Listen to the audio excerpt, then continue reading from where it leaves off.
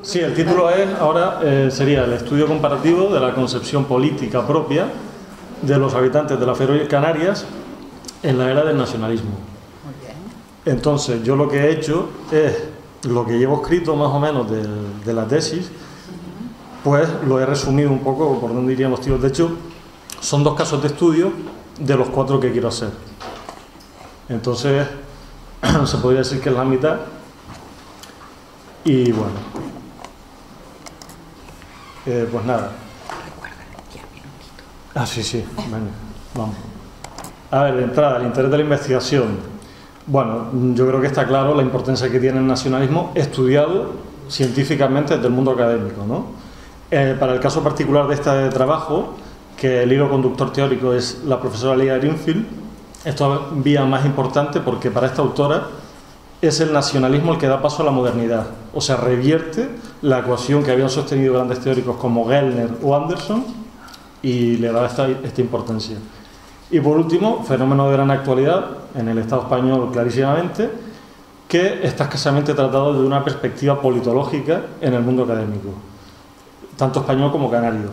Sobre todo se ha tratado desde una perspectiva historiográfica. Aquí en Canarias tenemos grandes ejemplos de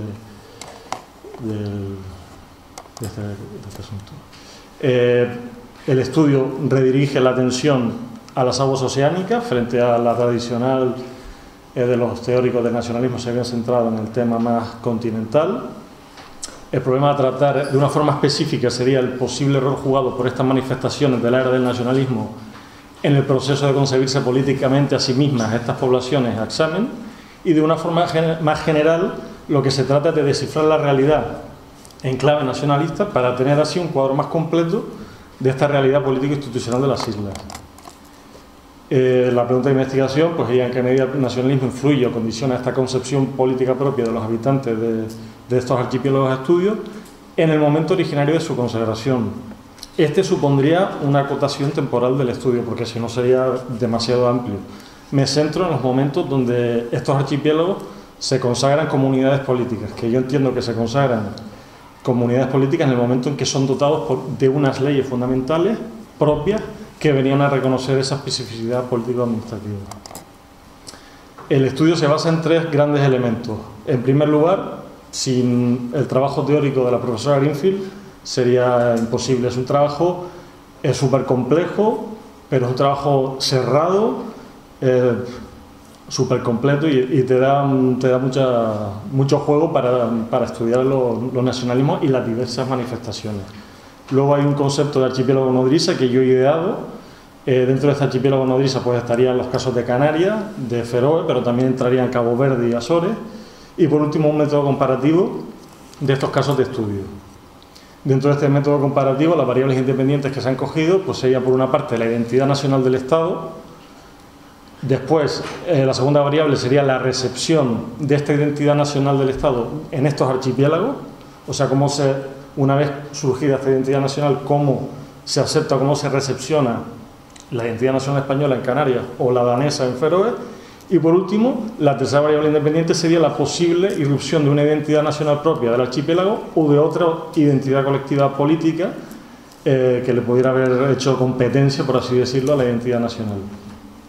La variable dependiente, pues tomaremos estas leyes fundamentales. En el caso de Canarias, el Estatuto de Autonomía 1982, en el caso de las Islas Feroe se tomó el Home Rule Act, que fue aprobado en 1948, y esta variable dependiente tendría una doble vertiente. Por una parte, la definición política que aparecería recogida dentro de esta ley fundamental, y por otra parte, todo el articulado referente al peso político de la isla o conjunto de islas en relación con el archipiélago.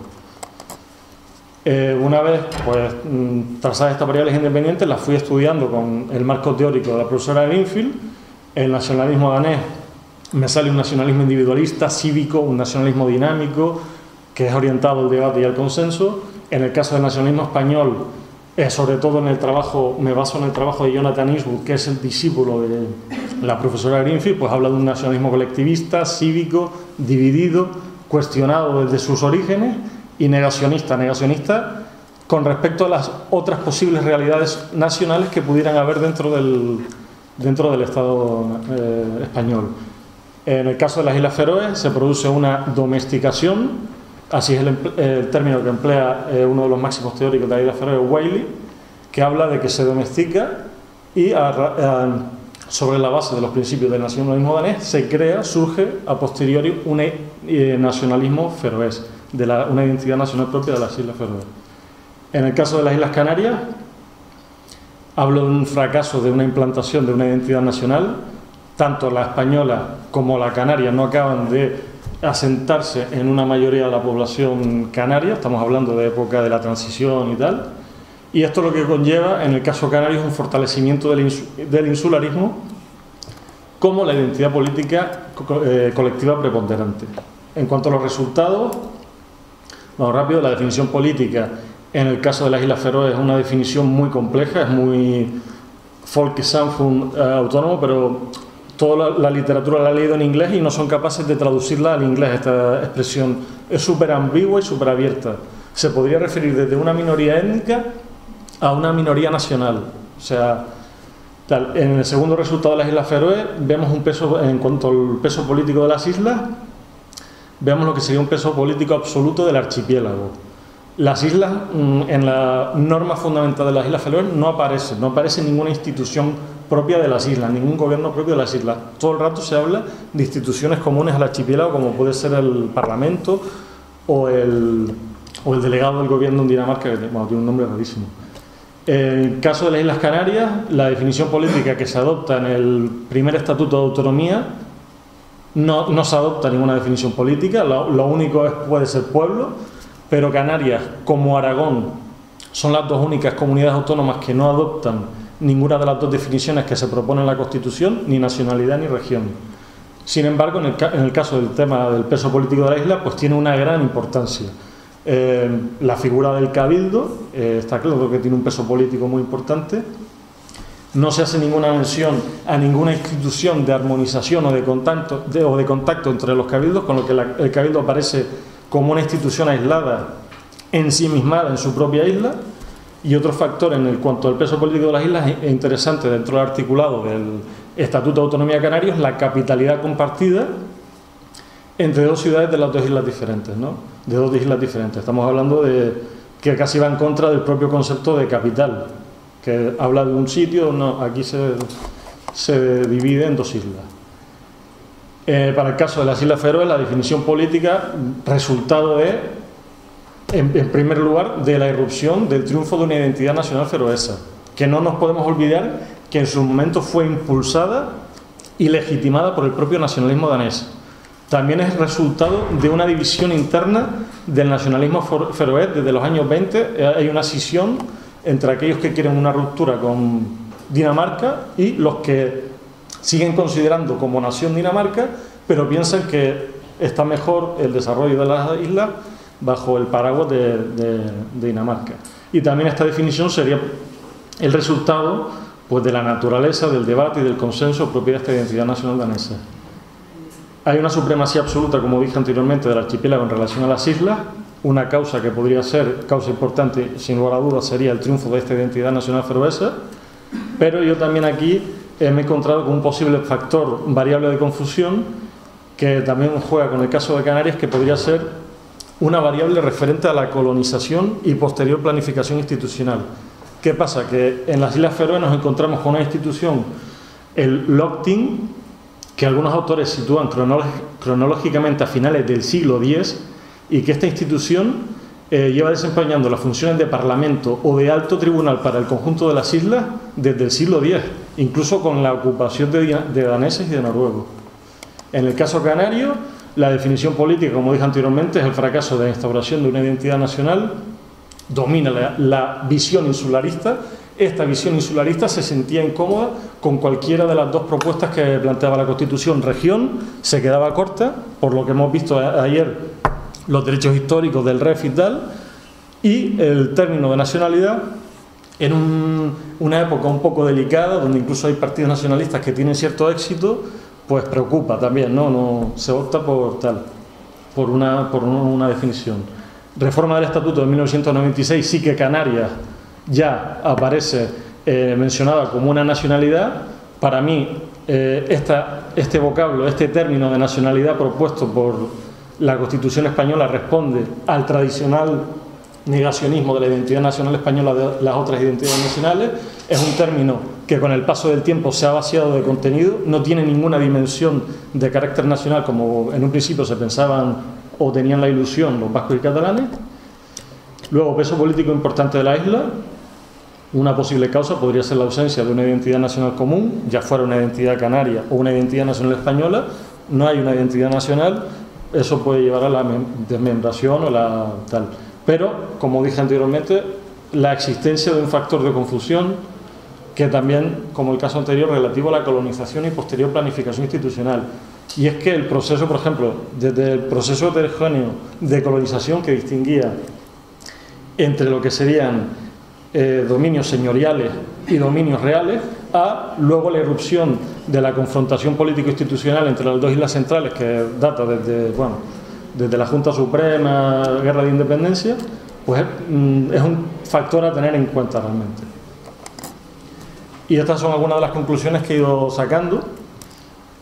Por ejemplo, el proceso de promulgación de una definición política para estos archipiélagos pues estuvo fuertemente influido por manifestaciones y expresiones las cuales tenían su origen y contexto causal fuera de las islas. Una segunda conclusión, que ya veremos si la corroboro con el resto de los casos de estudios, que a mí me parece la más trascendental, es que esta era del nacionalismo propicia una discusión y confrontación de carácter estructural dentro del territorio acerca de los límites y alcance político de los territorios.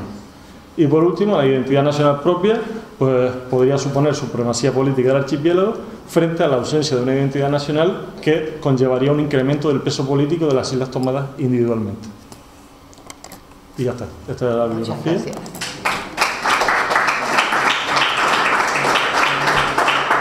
Muchas gracias por tu exposición y por curiosidad. Así que te voy a preguntar dos cositas. Sí. En primer lugar, cuando estás hablando de archipiélago nodriza, me plantea alguna duda. Otras cositas. La segunda, cuando hablas de ese parlamento del siglo X, sí, relativo a toda la zona del Atlántico Norte prácticamente, yo creo que ahí hay que precisar mucho entre el concepto de parlamento y lo que son las asambleas. Sí. De cada uno que no tiene ni siquiera por qué corresponder a isla. Y si seguimos fundamentalmente lo que son las sagas, pues vemos que sí, ahí hay que precisar muchísimo.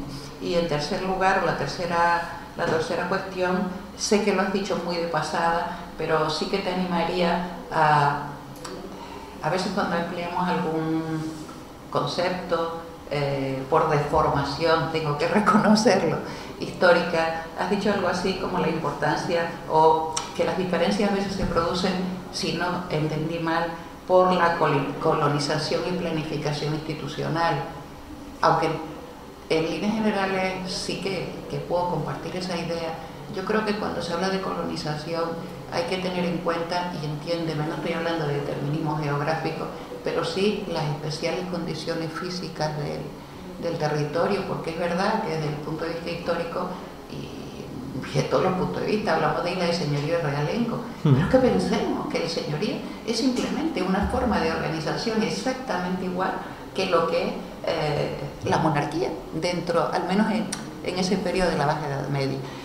No es una crítica, y entiéndelo así, no. Es simplemente que desde el punto de vista histórico quizás pues se me plantean esas dudas y por eso te las digo con la finalidad. Ya sé que no estás tratando el siglo XVI sí, ni nada parecido, pero a veces con los antecedentes históricos generalizamos y es necesario profundizar un poquito. No, y con respecto, por ejemplo, a lo que decías del logging, o sea, yo no he estudiado, o sea, no me interesa a mí las funciones y tal, sino el alcance, o sea, la soberanía el alcance que llevaba de todo el conjunto de las Islas Feroe, porque luego sí que habían lo que se llamaban unos parlamentos de invierno, no sé qué, que eran en cada una de las islas, pero eso desaparece, sigue permaneciendo, abarcando a yo todo. Un poco lo que voy es, quizás es producto también de la exposición a que normalmente generalizamos, claro, todo lo que no es el mundo cuasi contemporáneo, vamos a decirlo así,